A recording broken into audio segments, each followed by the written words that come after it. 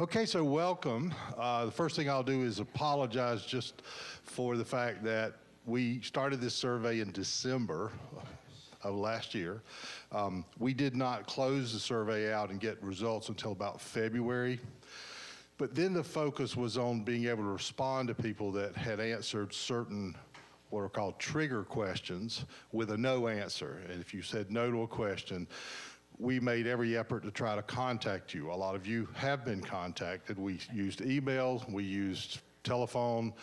We did everything we could to find out more. Like you said, for the question, do you feel secure or safe at the Hearthstone? You said no. We needed to find out the whys of that. And Hallie can talk more about that, but the reality is a lot of times we called and it was, well, someone else told me they didn't feel safe, whatever the case may be. That's fine. But then we go to that person and try to find out. So you'll see the results. I didn't go to a granular level. I've tried to give you the kind of the high points, and I'll talk about some of the key issues as we go. I've asked Hallie to join me because, as all of you know, anything that becomes my responsibility is her responsibility. But more importantly, she almost single-handedly made sure this survey got issued out, collected back. She oversaw and did most of the phone calls and contacts. Ariana, standing in the back, Ariana made a lot of calls and reached out to try to find out more information. So, so the first thing, we'll go ahead and flip to the, and I can not really see that little laptop sitting there, so I'm going to look at my cheat sheet. But talk for a minute about the survey we did at the end of 2022. So it was the first survey that had been done here since before COVID. The board really drove that idea and requested that that survey happen. And so they used an outside consultant, a guy named Steve Finkelstein. Some of you heard him or saw him in his presentation for the survey that he helped put together. We, meaning Hallie, still had a lot of work to do in the background for that survey, trying to make sure it was asking the right kinds of questions for our independent living residents. And that survey was only independent living. So generally speaking, it was good information to have. The board was very appreciative of what came from that survey. And I can probably tell you the top three things as I remember them were elevators, Wi-Fi, and what was the other thing? I'm testing her memory too, but there were like three hot, food. Yeah, but what had happened was by the time we got that survey out in December of 2022, Sodexo had just started. So we were already seeing some positive changes, but we did want to have that information to be able to compare to this year. So the second bullet says We Care Connect survey. We Care Connect, and I meant to look this up to give you detail, but We Care Connect is a little small company that is a part of a large CCRC like this in the Midwest. I think they're Lutheran. I know they're non-for-profit. And like a lot of us in the industry, we're frustrated that they didn't have really good surveys for their staff members. So what started out at We Care Connect was the ability to survey our existing staff members, new staff members coming in more than once to see how things are going, and then to survey people that leave our employment and kind of find out from them their feelings. I give full credit to Karen Kiley, discovered this product, We Care Connect, brought it to me, and I mentioned to the board, and the board was asking for some type of employee survey. So we did that. We ran the survey, we started it. That particular survey is just a periodic. I know as an employee, I get surveyed twice a year. I think new people get one right away and another one maybe in 45 days and another one a little bit later in the process. So that was such a success for us and was an affordable product for us to use. We liked the software. And so we made the decision about September, October of last year. I met with the board and they agreed to use We Care Connect to survey our residents. That's another product that they offer, a second product. And we didn't know everything we needed to know when we entered into that. It has been successful. We like the software. We will continue to use that program. What we didn't know was when we initially rolled it out, and this is in November, but I think all of you got an opportunity to respond in December or November, December. I can't remember exactly. That's the third bullet point. We issued surveys to all independent living residents as well as all assisted living residents, because as you heard from the meeting today, some assisted living residents were independent living residents days ago. I mean, it's just, so we really want our assisted living to feel that they're a part of what we do here. However, there's a little challenge in trying to sort data for statistics and for graphs in this program. So I think most of what we see today is all independent living results. So I mentioned it took us a while to get it going. We put it out, we had a deadline on it. We Care Connect inadvertently turned it off one day early, and of course, and I probably would have been one of those people. There were some folks that waited to the last day to do it and were upset that they could no longer get into the survey. So we asked We Care Connect to reopen the survey. It took a couple of weeks or more for them to do that.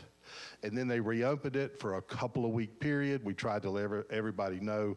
And then there was some point in January where we felt like we had all the surveys we were going to get.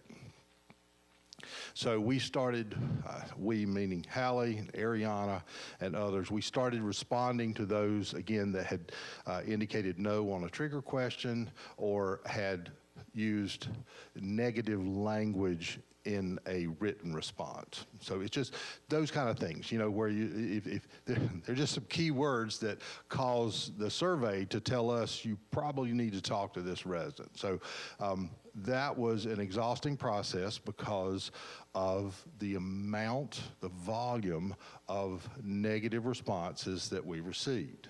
Now, don't read too much into that. I think the statistics will really indicate a much better environment, but so many folks took that opportunity with that survey to say things they wanted to say, and that's fine. I've said many times to resident council, to the assembly, and to others, if we don't know something is not right in your world, if you don't tell us, we absolutely cannot do anything about it. So that's why we want that kind of constant feedback and for you to be able to communicate with us. Some people don't hesitate to hop on a laptop and get on an email or call one of us. That's fine. But the survey, that survey we started in December was designed to get a snapshot of everyone at one moment in time.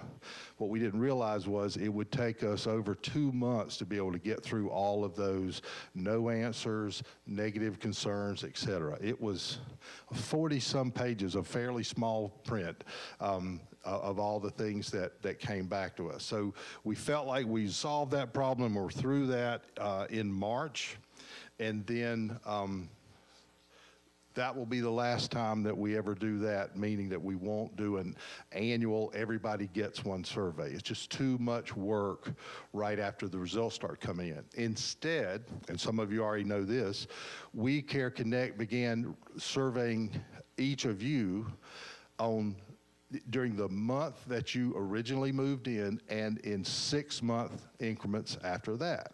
So folks started, we didn't actually know this was turned on and going. It's fine that it was, but we talked to a couple of folks and said, hey, I just got another survey in February. And said, oh, it's probably related to your move-in. And they said, no, we moved in August.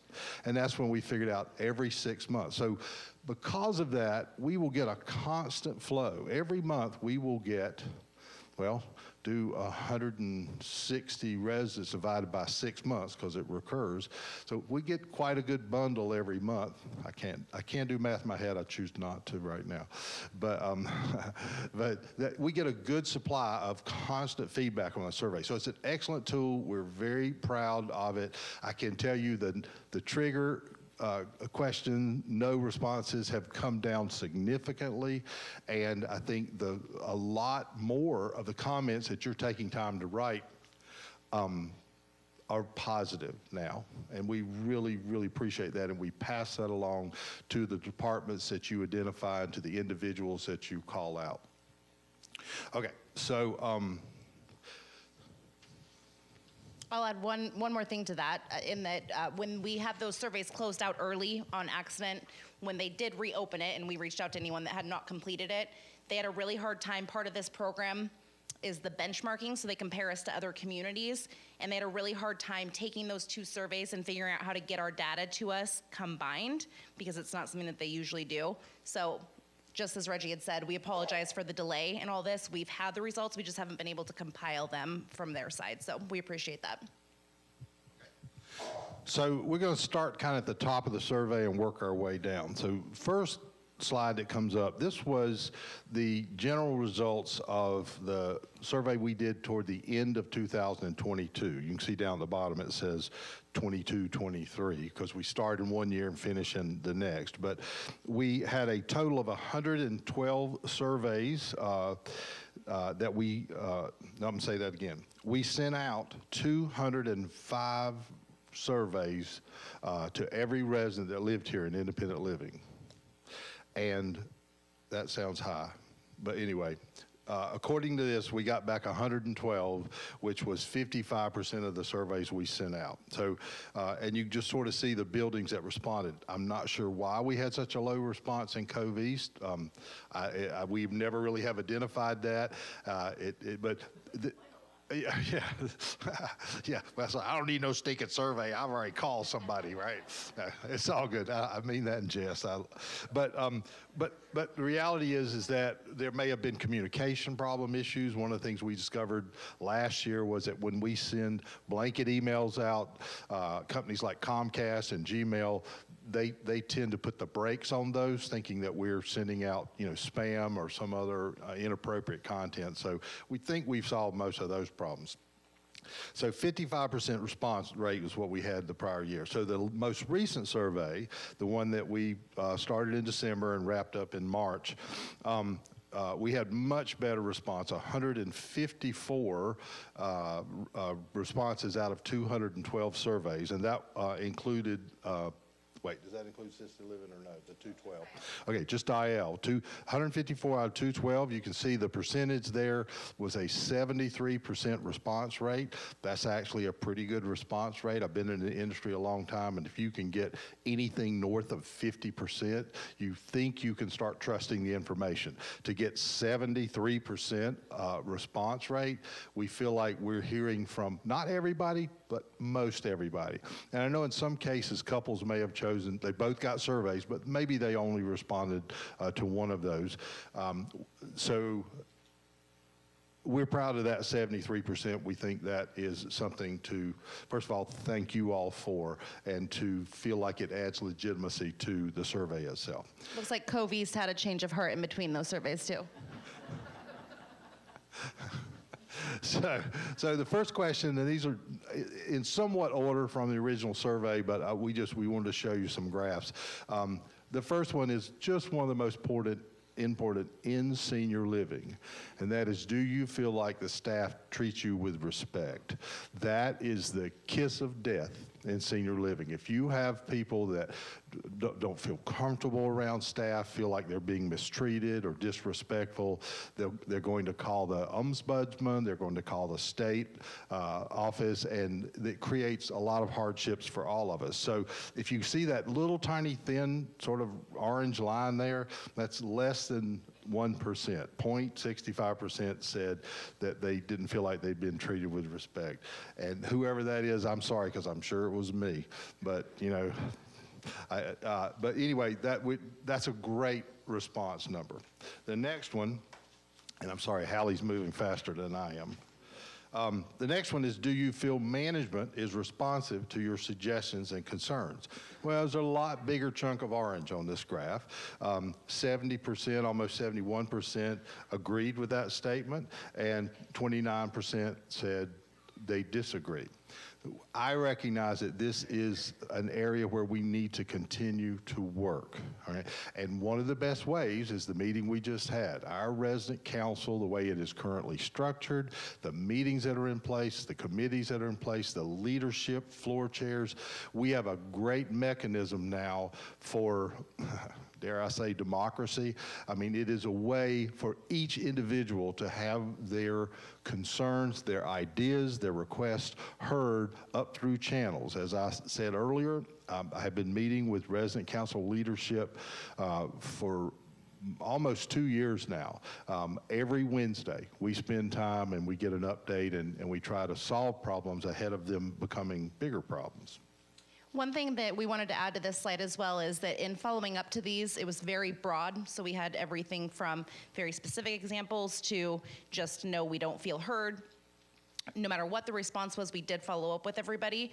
What I will say is that there's nothing more frustrating from our standpoint when we can't fix something. So if we don't know the problem, if we don't get concrete examples, then we can't do anything with it. So I just want to encourage anyone on future surveys to please feel free to be as brutally honest as you possibly can. Otherwise, we really can't do anything to fix what is making this an almost 30%. And before you change the slide, I need to tell you that We Care Connect has to think about what colors they're using. These graphs are all created by the software. We didn't have to hand make any of this. And you'll see what I'm talking about in the next one. So this is how would you rate the staff at this building? And the black line is excellent. I would have gone with green or something like that. The red line, which is usually danger, that's the good. That's how people rated them good. So I can do this math. 64% said excellent, 33% said good. That is in the high 90% range of good or excellent. So thank you for that. I think Don's comment was well timed this morning. I do think we have one of the best staffs in the industry.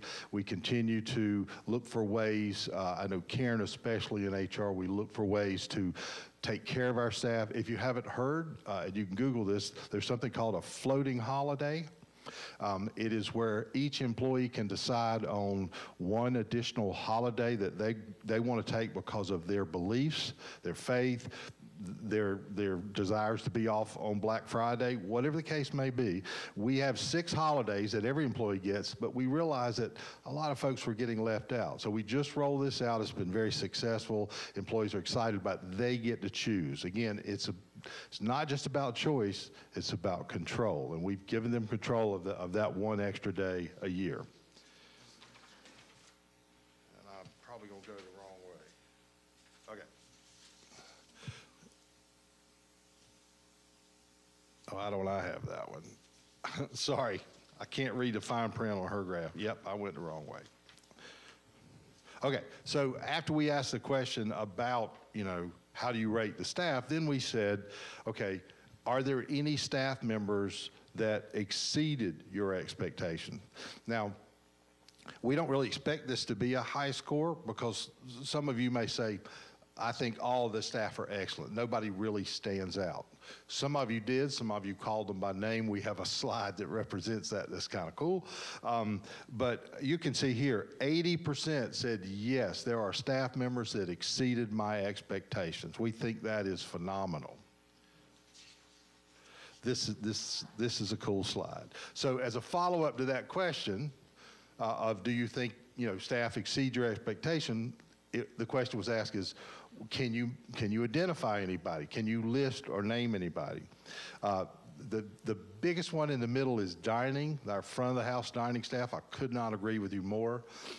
You'll see John J-O-N, but above that is John J-O-H-N. We're pretty sure some of you didn't know he spelled his name without an H because he's the only John that works here. So he kind of gets a double shout out. Yeah, and then I think room goes with dining, so that looks right. And then Roger got more comments from all of you. Roger he is not our longest term employee, but he is one of the absolute longest. I think, and Karen could tell me, the first number on his tenure is a 4, I think, in the low 40 years. He literally started here like as a teenager or young adult. So yeah, that's kind of phenomenal. So when you see Roger say, hey, I saw your name on the slide today.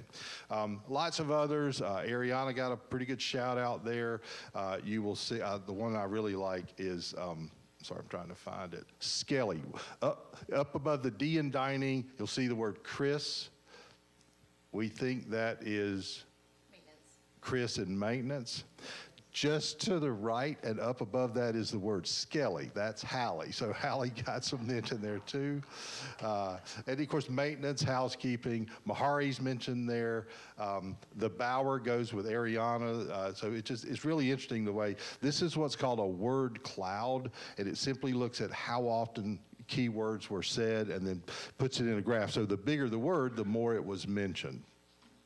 Okay. Those are fun things. I saw Roger walking by looking at his name up here. All right, so then we talk about food. So on a scale of 1 to 5, with 5 being the best, how would you rate the food? Well, again, the black color, which is identified as 12.34%, that's excellent. That's actually not bad to have over 10% of folks say that our food is excellent. The huge red part is good. That's wonderful. 61% said the food here is good. Another 17.5% said fair. And then the smaller pieces are, poor is 4.5%. That's about, I did this math, that's about 3 or 4 people in the survey, maybe 5 people that picked that category. And again, we picked that up, and hopefully you've been contacted for us to get a little more, specificity in your response. So, it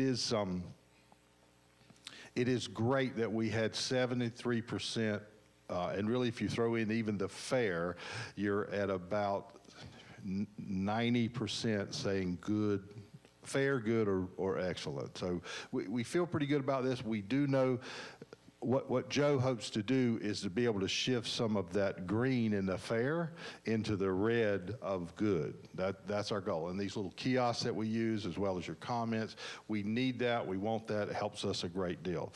The next slide talks about how you rate the overall quality of your dining experience. So not just the food, overall, what's it like coming to the dining room and having a meal? The excellent portion, I think, went, I was going to try to compare. Excellent portion went up no, it went down to 5, and then no, they changed colors. That's what drives me crazy. From slide to slide, it's black, now it's red. So the red section of 22 represents excellent. That's actually higher than the food was rated as excellent. That giant piece in the middle is 63%. It's a clear indicator that we do a good job in the dining room. So these are generally very positive responses that we've seen in that regard. Doesn't mean we can't always work toward improving the quality of both the food and of the service. So this is where we get into what's called benchmarking. And I didn't mention earlier, but one of the main reasons that the board and I were excited about using WeCare Connect is that they take our results only on certain categories and on a very high level, but they take our results and they compare them to all of the other communities that they offer this product to. And I'm sorry, I don't know that number. Karen might know how many are using their employee survey product, but I want to say it's at least a couple of hundred communities across the country. So that gives us a benchmark. So all of those averaged under the dining services quality a 74%. The Hearthstone's number was 72. So we're really close to the average, but we want to be better than average. My hope is that by the time this survey begins to sort of work through the every 6-month survey to all of you, we'll see that gradually tick up, because we can look at these statistics at any time. The next slide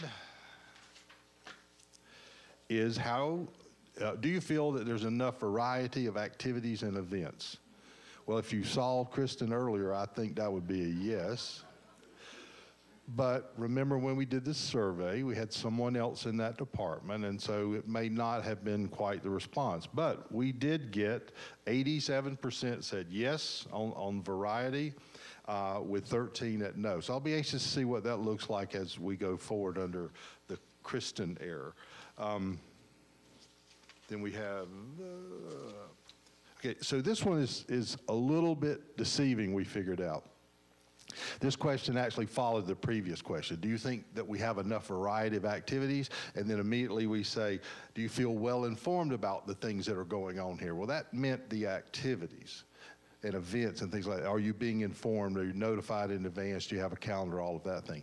We saw quite a few folks that took that question to mean that, well, we don't know what's going on with the board or with the point system for dining services or what's happening with the lower level remodel. I know it doesn't feel that you want to do this, but you got to trust me that if any of those things change, if we have real information, we will share that with you. The downstairs remodel is just stalled. It was an issue with the designer, and we're just waiting right this minute. Plus, it's going to be expensive, and we're trying to figure that out. The elevators, people want to know. Somebody said you need to replace the freight elevator. Any of you really think I don't know that? Did you happen to see Gary sweating the day that he and his guys were carrying 8-foot sheets of sheetrock up one of the stairwells to this 10th floor remodel we're doing? He can't get a 8-foot sheet of sheetrock into either one of those two elevators that are still working. So we are going to replace the freight elevator. I don't have a timeline. I'm still waiting on a quote. We have to make a tough decision on whether we literally do it soup to nuts, as they say, and replace the car and everything, or if we just do all of the electronics. So that's probably the latter is the direction we're going to go. But the good news is if we get the freight elevator fully dependable, then the other two could completely go offline. We could still move everybody around. That freight elevator, in the absence of respiratory illness, we can move a dozen people at a time up and down in that elevator. So this scoring of almost 64% is low. We hope that question goes up over time. Hallie and I are working very closely on how we can continue to improve the manner in which we communicate with all of you. I'm really excited about the new newsletter, Voices. That just, it sounds like a wonderful opportunity, and I think it will be a nice looking publication, something that all of you can be proud of, that you would want to show a friend or mail to somebody thinking about moving here. And my hope is there'll be a little corner where Hallie or I or others can update you on some things inside of that. And as a friendly reminder, please continue to utilize your Touchtown ambassadors at your floor meetings, at assemblies. I know I'm a broken record, but we want to make sure that everybody who's capable of using Touchtown has that ability, and anyone who doesn't is going to see me and get paper copies like we're doing right now. So when it comes to that, please make sure that your neighbors are well informed. More to come on that. And we just found out last week that they are going to figure out a way to do a community bulletin for you residents, which is something that you've all been asking about for Touchtown. So more the reason to get on there. Yeah, and I'll take a second just to again acknowledge Hallie. When I got here almost 2.5 years ago, Touchtown was here. We had the screens. We had the application. At the end of the day, though, it was not being utilized for what its purpose was. And so we have done a lot of work in the background. We have, ask as many of our staff as possible to get their profiles into Touchtown. We've asked all of you to get your photo, get your profiles into Touchtown. Was just talking to one of the new residents on the 7th floor, and I'm saying, are you in Touchtown yet? She wasn't. I said, well, find Ariana, who, by the way, is the move-in coordinator, so they know Ariana's like, she'll make sure you're in there. They probably are already in there. We'll get a photo in there. We'll get their backstory, any information we can share. But as a resident of this community, and I don't have my phone intentionally, but I would hold it up. I can't begin to tell you what a tremendous resource that is to me as the CEO, because I'll see a name and I'm going, oh, I can't picture that resident. Well, guess what? I go in Touchtown, I get a face and go, oh, of course I know who that is, right?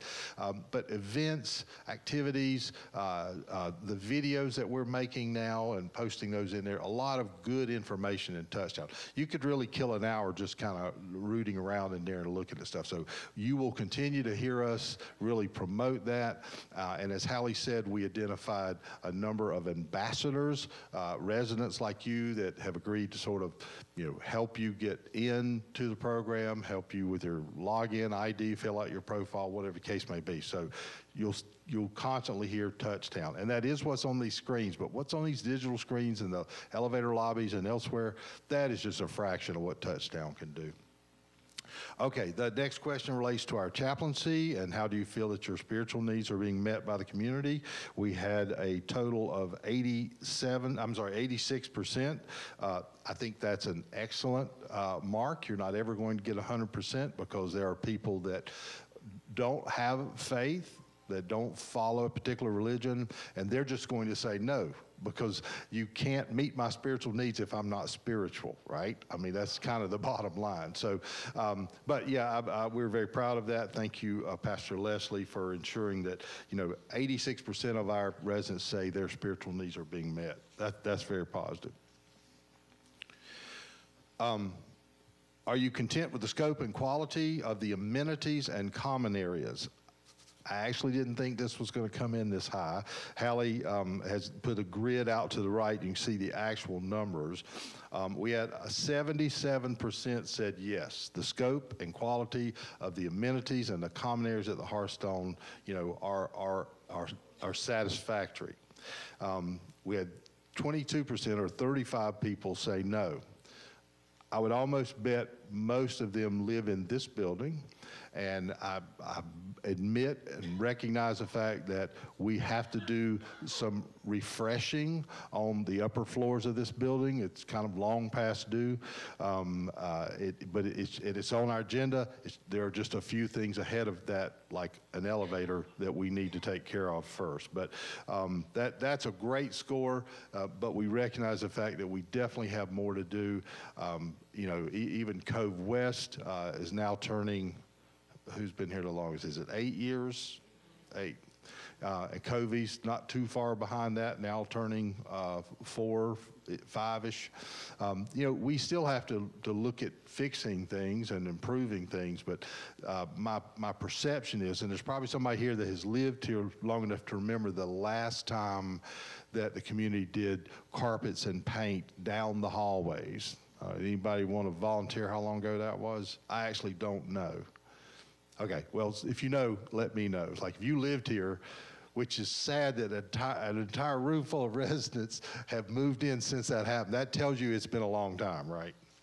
So maybe 10 years. Thank you, I appreciate that. Okay, and then one of my favorite questions. Are you content with the quality and availability of our free community-wide Wi-Fi internet service? So again, we were asking this toward the end of the year. The prior year, Wi-Fi was the single most highly identified problem that we had. And so we invested in additional access points. That's a little device that is connected to a router that has the actual Wi-Fi signal. It runs over a cable, gets to an access point, and that's what talks to your device, your TV, your tablet, your computer, your phone, throughout the building. We definitely have significant issues remaining, even though we added probably $20,000 worth of hardware with those devices. So I asked our outside IT company that provides our services to come in and do a building-wide survey, every nook and corner throughout, and they have not shown me the results. I'm a little bit afraid to see them because I know it's going to come with a big price tag, but I'm just going to say this. I'm absolutely fully committed for us to have a strong, satisfactory Wi-Fi signal throughout our buildings, plural, so that residents can connect to anything they want. And one of the reasons I say that is because I went to a conference last month, and that is kind of how new buildings are being built. It's like, first we put in the Wi-Fi, and then we put everything else in, because that's where everything has moved to. Now, this will get me in trouble. So much so that there are a lot of organizations that are building new buildings, and I can only compare to what they're doing today. They are not putting cable into their buildings. That has been deemed reasonably obsolete. And so we are looking at possible alternatives to cable service like Comcast. we can't move to a new product until we have a strong enough Wi-Fi network in the building. But Don was telling about, and I'm sorry, Don is not feeling well, our new CFO, Don May. He couldn't be here today. I wanted to introduce him, but Don was saying a building that he worked at, was a part of, that they moved to basically a device in your room that brings that wireless signal in and then allows you to do any number of things. Connect your devices to it, to be able to use it for streaming purposes, et cetera.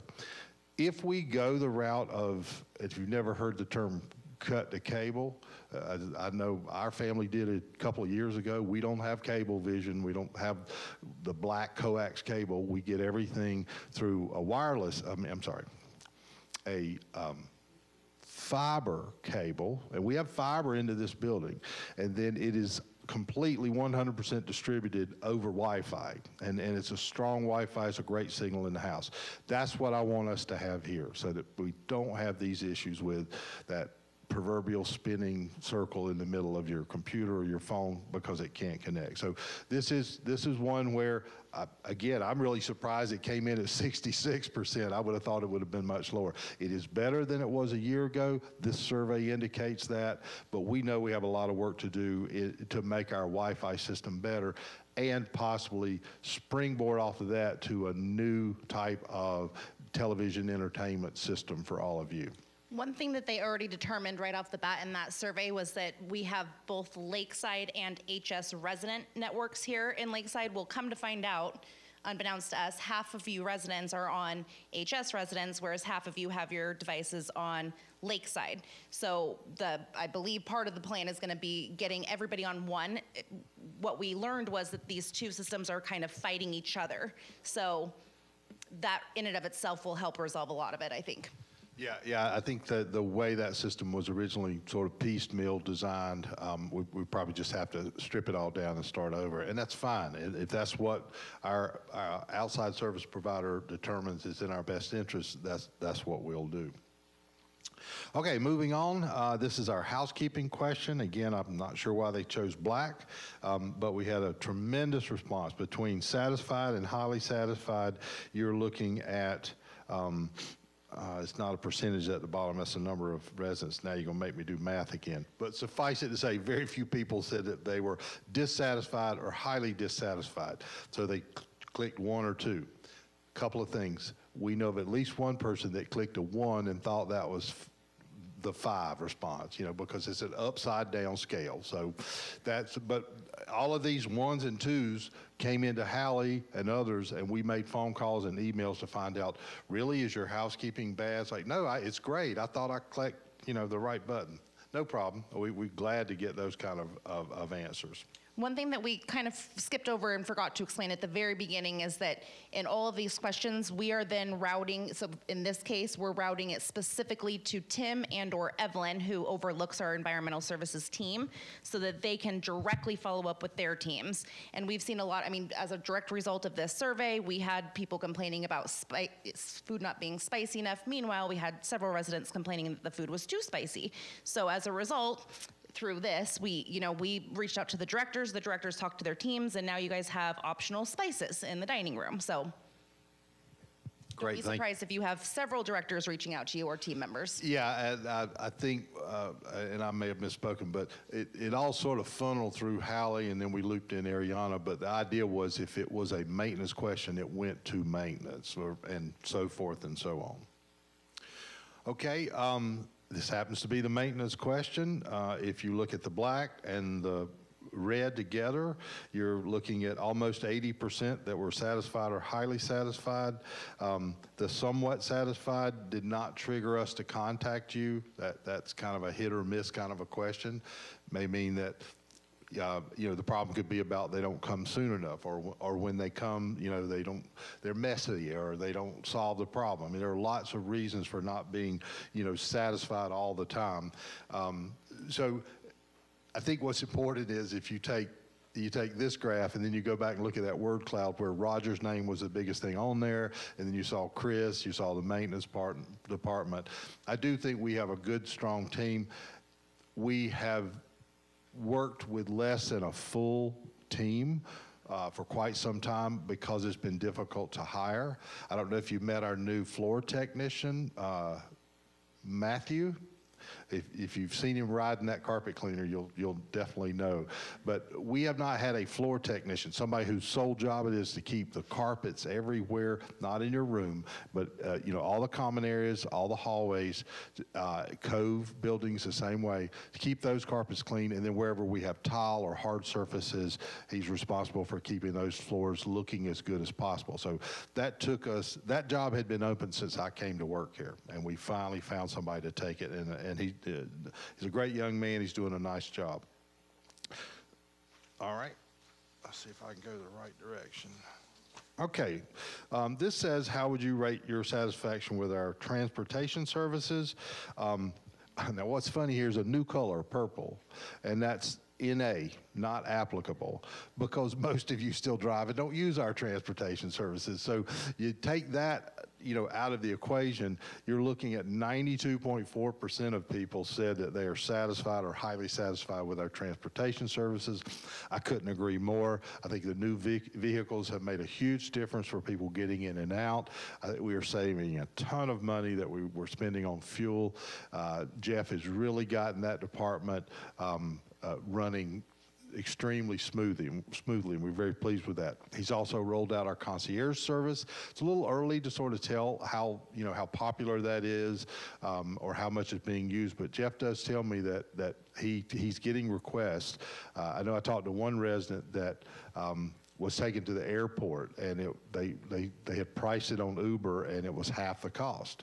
So that it is a lot cheaper if you're somebody that, even if you have a car but you don't want to drive to the airport and park it for $50 a day, you know, then it's well worth that transportation. You just coordinate that through Jeff and Justine.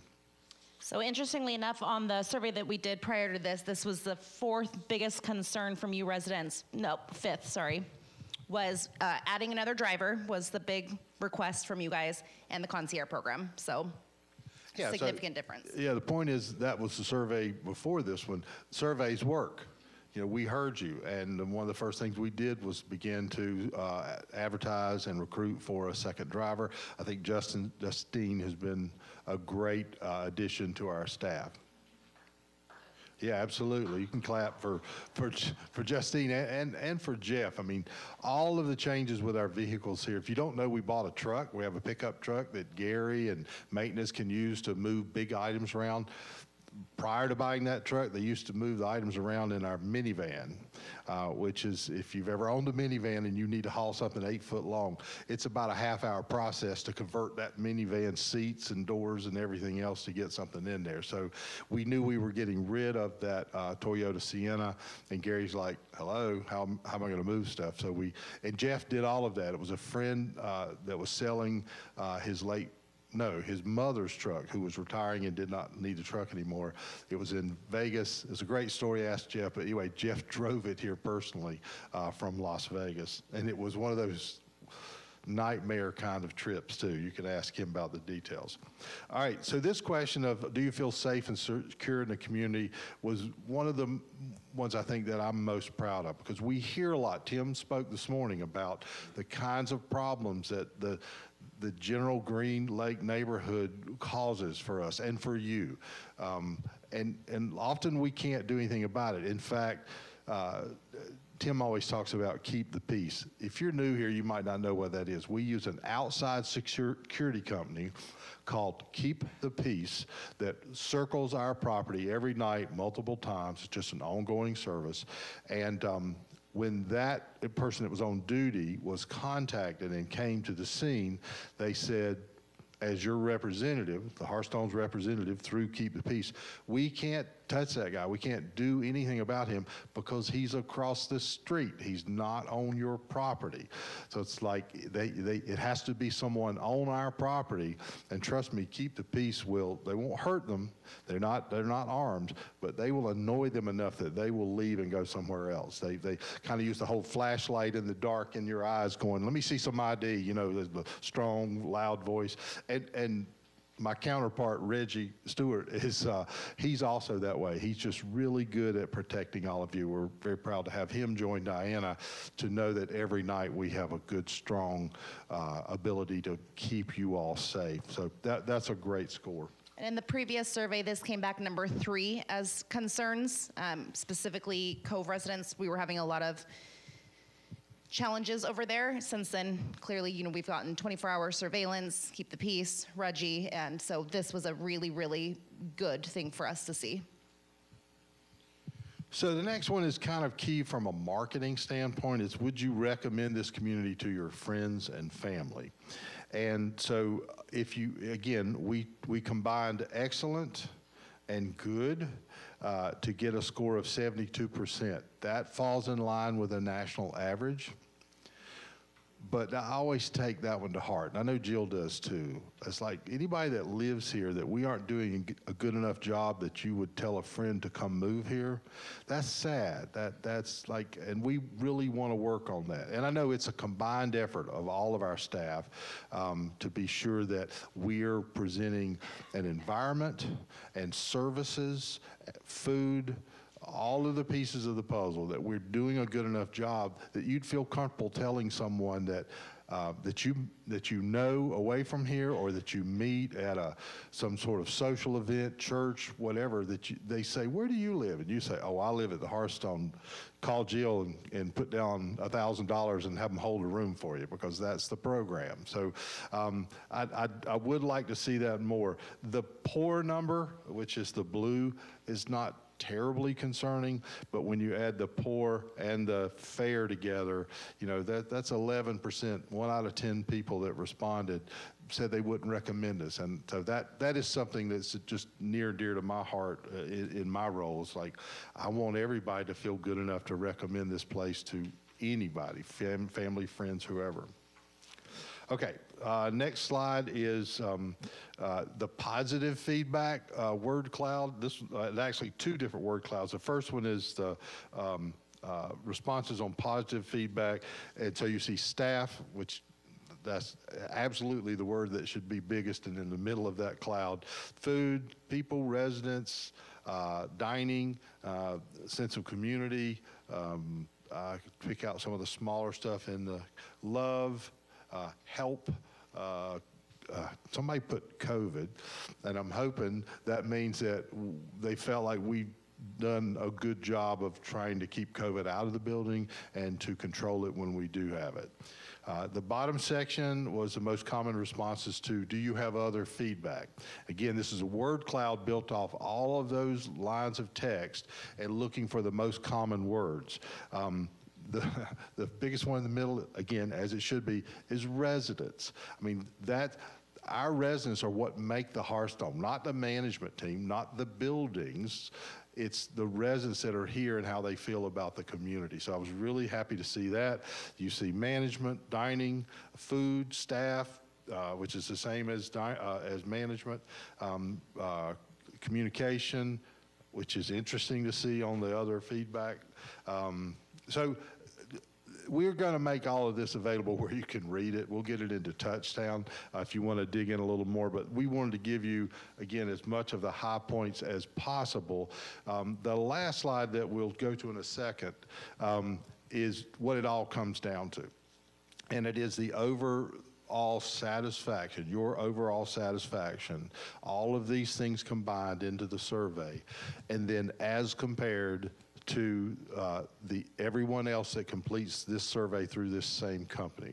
So it is our benchmarking. It's why we use this tool. It's why we feel like it's most effective. So I'll let Hallie flip the screen.